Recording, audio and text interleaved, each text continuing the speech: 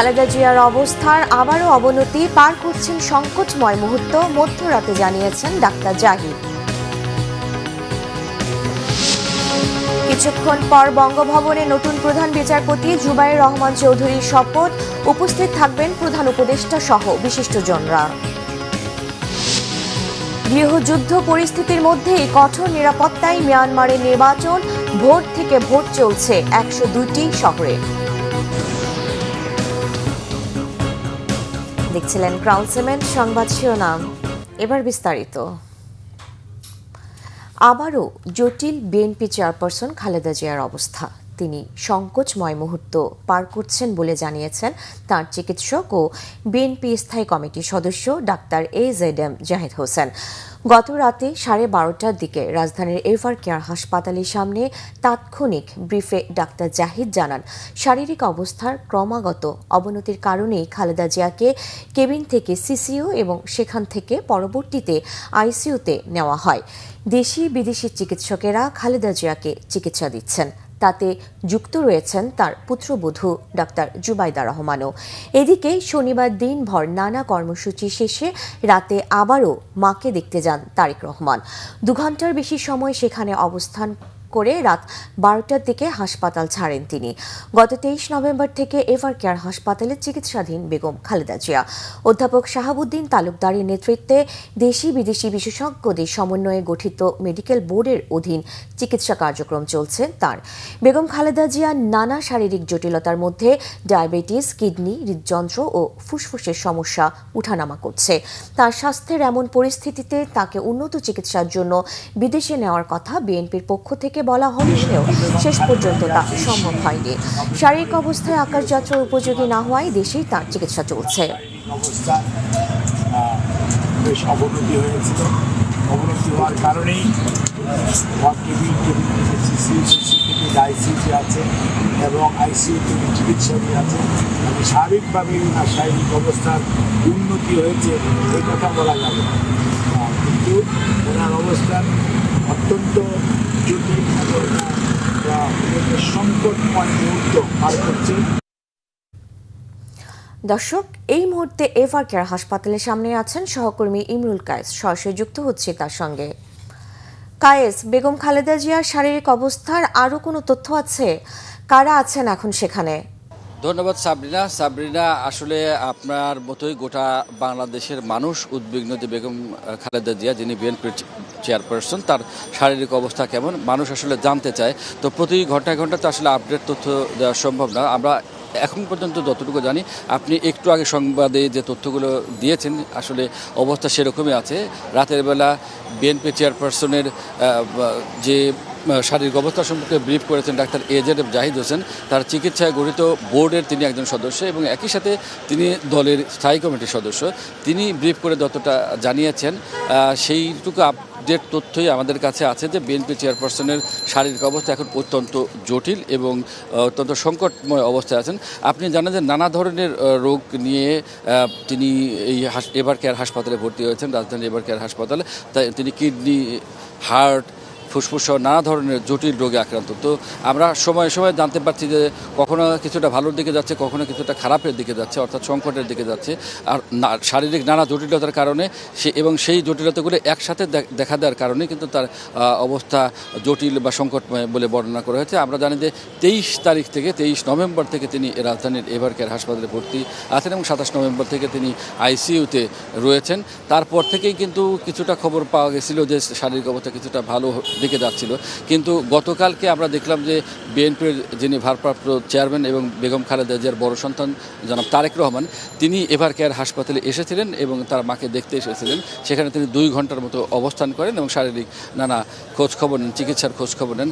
তারপরেই কিন্তু এই ব্রিফটি করা হয়েছে, অর্থাৎ তিনি বের হয়ে আসার পর, হাসপাতাল থেকে বের হয়ে আসার পর ডাক্তার AZM জাহিদ হোসেন তখন তিনি ব্রিফ করেছেন এবং তার শারীরিক যে সংকটময় অবস্থা সেই তথ্যটি আমাদেরকে জানিয়েছেন। তো এখন পর্যন্ত আসলে এই তথ্য, এবং এখন পর্যন্ত আমরা জানি যে এখন সকাল 10টা বাজে তার চিকিৎসার বা তত্ত্বাবধানে যারা রয়েছেন তারা ছাড়া বাইরে থেকে এখন পর্যন্ত কেউ আসলে দলীয় নেতাকর্মী বা পরিবারের কোনো সদস্য সকাল থেকে এখন পর্যন্ত ঢুকেছেন এরকম কোনো তথ্য আমরা পায় নাই। তো মোটামুটি শারীরিক অবস্থা যেহেতু বলা হচ্ছে যে অত্যন্ত সংকটময়, তাতে বোঝা যাচ্ছে যে খুব একটা ভালো বা খুব একটা সুখবর দেওয়ার মতো অবস্থা নেই এবং বিদেশে নেওয়ার মতো অবস্থা নেই। বিএনপির পক্ষ থেকে এর আগে বিদেশে নেওয়ার চেষ্টা করা হয়েছিল, তখন কিন্তু আসলে নিতে পারেনি, তার শারীরিক অবস্থা এই মধ্যে ফ্লাই করার মতো না। তো মোটামুটি এই ছিল আসলে তথ্য। যদি নতুন কোনো তথ্য আসে তাহলে সাবরিনা আপনার মাধ্যমে আবার জানিয়ে দেওয়ার চেষ্টা করব। ধন্যবাদ কায়েস। নবনিযুক্ত প্রধান বিচারপতি জুবাইর রহমান চৌধুরীর শপথ আজ কিছুক্ষণ পর সকাল 10:30টায় বঙ্গভবনে তাকে শপথ পড়াবেন রাষ্ট্রপতি মোহাম্মদ শাহাবুদ্দিন। শপথ অনুষ্ঠানে উপস্থিত থাকবেন প্রধান উপদেষ্টা প্রফেসর ডক্টর মোহাম্মদ ইউনূস সহ বিশিষ্টজনরা। জুবাইর রহমান চৌধুরী হবেন দেশের 26তম প্রধান বিচারপতি। বিচারপতি সৈয়দ রেফাত আহমেদের উত্তরসূরি হিসেবে আপিল বিভাগের বিচারপতি জুবাইর রহমান চৌধুরীকে প্রধান বিচারপতি নিয়োগ দিয়ে প্রজ্ঞাপন জারি হয় গত 23 ডিসেম্বর। জুলাই গণঅভ্যুত্থানে আওয়ামী লীগ সরকারের পতনের পর গত বছরের 11 আগস্ট দেশের 25তম প্রধান বিচারপতি হন বিচারপতি সৈয়দ রেফাত আহমেদ। তারপর প্রধান বিচারপতি হলেন জুবাইর রহমান চৌধুরী। তার 67 বছর পূর্ণ হবে 2028 সালের 17 মে। জুবাইর রহমান চৌধুরী 1985 সালে জজ কোর্টে, 1987 সালে সুপ্রিম কোর্টের হাইকোর্ট বিভাগে আইনজীবী হিসেবে তালিকাভুক্ত হন। হাইকোর্টের অতিরিক্ত বিচারক হন 2003 সালের 27 আগস্ট। নিয়োগ স্থায়ী হয় 2005 সালে। আর আপিল বিভাগের বিচারক হিসেবে শপথ নেন 2024 সালের 23 আগস্ট। মুন্সিগঞ্জের সিরাজদি খান বাজারে আগুনে পুড়ে গেছে বেশ কয়েকটি দোকান। মধ্যরাতে বাজারের কাঠপট্টি এলাকায় একটি মুদির দোকানে লাগা আগুন মুহূর্তেই ছড়িয়ে পড়ে পাশের দোকানগুলোতে। খবর পেয়ে টঙ্গীবাড়ি ফায়ার সার্ভিসের একাধিক ইউনিট 2 ঘন্টার চেষ্টায় আগুন নিয়ন্ত্রণে আনে। ফায়ার সার্ভিসের সদস্যরা প্রাথমিকভাবে জানিয়েছেন বৈদ্যুতিক শর্ট সার্কিট থেকে আগুনের সূত্রপাত। 2025 সালে বাংলাদেশের রাজনীতিতে জুলাই বিপ্লব, পরবর্তী সময়ে তারেক রহমান ঐতিহাসিক স্বদেশ প্রত্যাবর্তন, রাজনৈতিক রূপান্তর, তত্ত্বাবধায়ক সরকার ব্যবস্থা নিয়ে সুপ্রিম কোর্টের রায় ছিল সবচেয়ে আলোচিত ঘটনা। এছাড়া জাতীয় সংসদে দক্ষিণ প্লাজায় শহীদ ওসমান হাদির স্মরণকালের সর্ববৃহৎ জানাজা তাক লাগিয়েছে তাবৎ বিশ্বকে।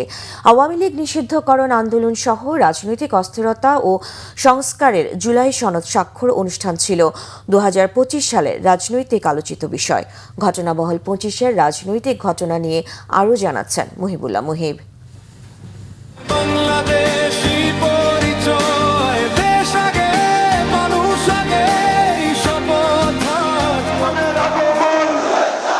দীর্ঘ 17 বছরের প্রবাস জীবন, অবশেষে বীর দর্পে দেশে ফেরা, লক্ষ লক্ষ মানুষের ভালোবাসায় সিক্ত তারেক রহমানের এমন প্রত্যাবর্তন স্বভাবতই 2025 সালের রাজনৈতিক সকল ঘটনাকে ছাপিয়েছে।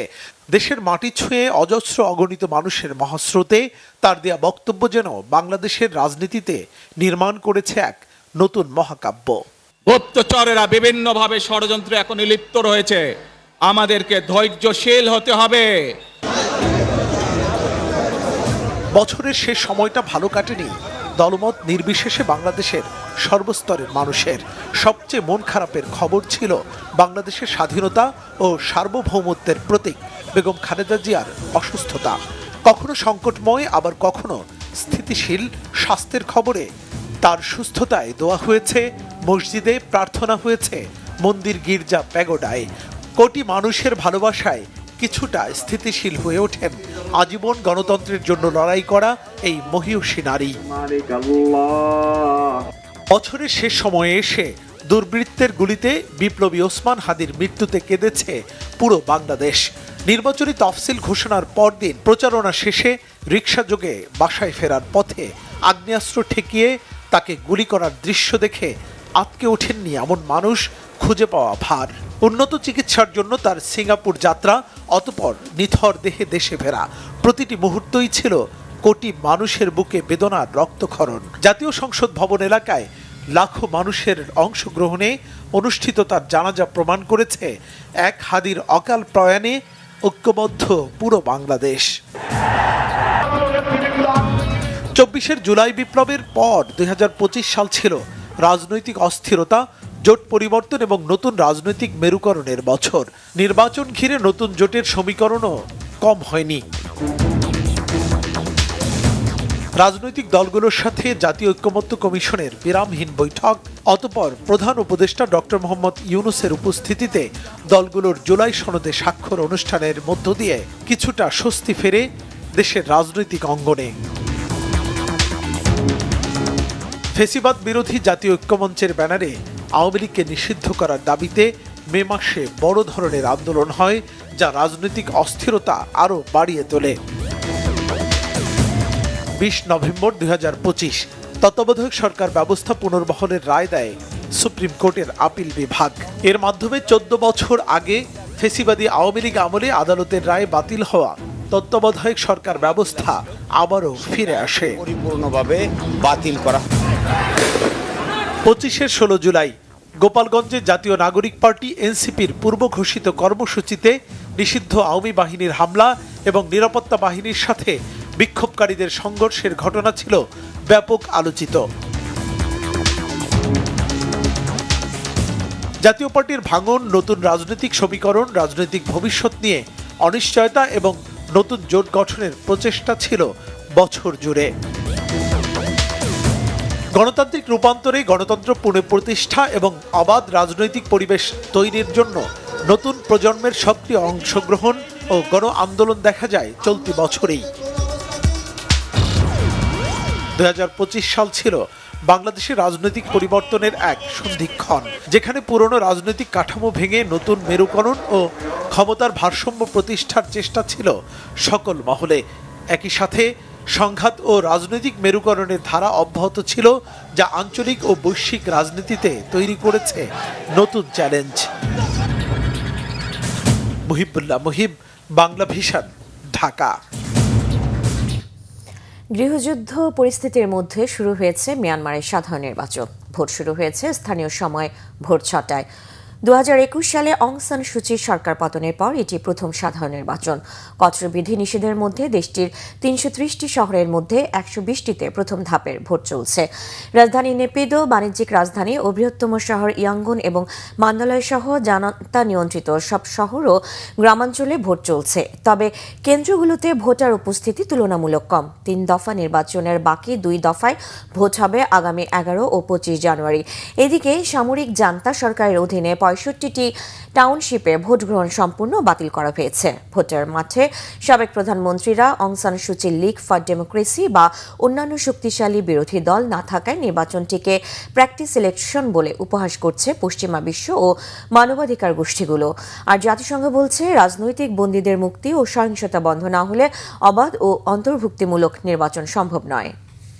এই ছিল এখনকার মতো। পরের সংবাদ সকাল 11টায়। এছাড়া বাংলা ভিশন সংবাদ ও সংবাদ সংশ্লিষ্ট অনুষ্ঠান দেখতে ভিজিট করুন www.vbnews24.com ও facebook.com/banglavishnnews এবং সাবস্ক্রাইব করুন youtube.com/banglavishnnews। ধন্যবাদ।